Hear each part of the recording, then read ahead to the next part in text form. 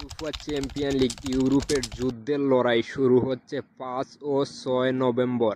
UEFA champion লিগের 4টি high voltage match মুখোমুখি হতে যাচ্ছে 5 ও 6 তারিখ এই সপ্তাহতেই। 5 নভেম্বর মুখোমুখি হতে যাচ্ছে রিয়াল মাদ্রিদ ভার্সাস লিভারপুল, আর এই ম্যাচটা হতে যাচ্ছে গত সিজনের rematch.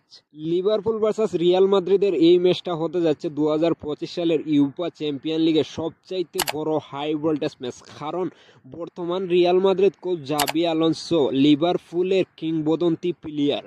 Real Madrid coach Xabi Alonso Real মাদ্রিদের দায়িত্ব পাওয়ার পর ফার্স্ট টাইম তার প্রিয় ক্লাব লিভারপুলের সাথে খেলতে যাবে, তাও আবার লিভারপুলের গড়ের মাঠ আনফিল্ডে।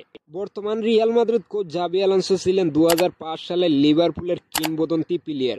ইউসিএল ইতিহাসের সবচাইতে বড় final Liverpool versus AC Milan. 50 মিনিটের ভিতরে এসি মিলান 3টা গোল স্কোর করে বসে, অন্যদিকে লিভারপুলের স্কোরবোর্ড ছিল 0। তখন জাবি আলোনসোর জোড়া গোলে 60 মিনিটের মাথায় লিভারপুলের গোল স্কোর হলো 4 এন্ড এসি মিলানের গোল স্কোর হলো 3। 2005 সালে জাবি আলোনসোর জোড়া গোলে এসি মিলানকে হারিয়ে লিভারপুল হয় UCL champion. Liverpool versus Real মাদ্রিদের লম্বা হিস্টোরি আছে। গত সিজনে মুখোমুখি হয়েছিল লিভারপুল ভার্সাস রিয়াল মাদ্রিদ আনফিল্ডে লিভারপুলের গড়ের মাঠে, বাট লিভারপুল রিয়াল মাদ্রিদকে 2 গোলে বিদায় করে দেয় নিজেদের গড়ের মাঠ থেকে। রিয়াল মাদ্রিদ ভার্সাস লিভারপুলের এই ম্যাচটা হবে লিভারপুলের গড়ের মাঠ আনফিল্ডে। তারপরও আমি এই ম্যাচে রিয়াল মাদ্রিদকে এগিয়ে রাখবো, যদিও লিভারপুল এই সিজনে বেশি বাজেট দিয়ে প্লেয়ার কিনছে, বাট তারা এখনও ঠিক মতো জয়ের দেখা পাচ্ছে না। আর এই ম্যাচটা আনফিল্ডে হওয়ার ক্ষেত্রে আমি অন্তত 60% রাখবো রিয়াল মাদ্রিদের জয় অ্যান্ড 40% লিভারপুলের জয়। ইউফা চ্যাম্পিয়ন লিগে 5 নভেম্বর মুখোমুখি হতে যাচ্ছে Bayern Munich versus PSG. PSG versus Bayern মিউনিখের চ্যাম্পিয়ন লিগে হিস্টোরি আছে ভাই, এই ম্যাচগুলো দুর্দান্ত হয় ইউফা চ্যাম্পিয়ন লিগে। ইউফা চ্যাম্পিয়ন লিগে গত সিজনের আগের season Bayern Munich versus PSG total 2বার মুখোমুখি হয়েছিল, বাট পিএসজি বায়ার্ন মিউনিখের কাছ থেকে জয় নিয়ে ফিরতে পারে নাই। Bayern Munich versus PSG last মুখোমুখি হয়েছিল ফিফা ক্লাব ওয়ার্ল্ড কাপে, বাট ফিফা ক্লাব ওয়ার্ল্ড কাপে বায়ার্ন মিউনিখ পাত্তাও পায় নাই পিএসজির কাছে। পিএসজির দুর্দান্ত ফর্মে ছিল, আর এই সিজনে বর্তমানে পিএসজি অ্যান্ড বায়ার্ন মিউনিখ দুর্দান্ত ফর্মে। এই ম্যাচটা হতে যাচ্ছে ইউসিএল এর অন্যতম সেরা আর একটা ম্যাচ।